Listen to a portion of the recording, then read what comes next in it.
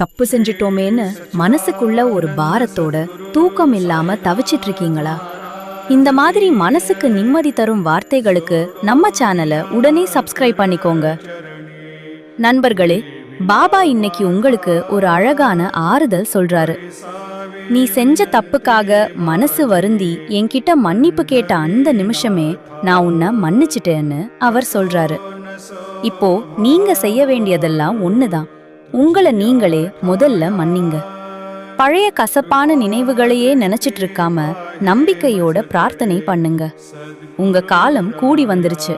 இனி உங்க வாழ்க்கையில எல்லாமே நல்லதாதான் நடக்கும். முக்கிய கருத்து, நீங்க திருந்தணும்னு நினைச்ச அந்த நொடியே பாபா உங்களை ஏத்துக்கிட்டாரு. சோ நிம்மதியா உங்க அடுத்த அடிய எடுத்து வைங்க.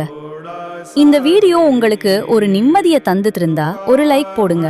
உங்க ஃப்ரெண்ட்ஸ் அண்ட் ஃபேமிலிக்கு ஷேர் பண்ணுங்க. அப்புறம் இது மாதிரியான டெய்லி மோட்டிவேஷனுக்கு நம்ம சேனலை சப்ஸ்கிரைப் பண்ணிக்கோங்க. ஓம் சாய்ராம்.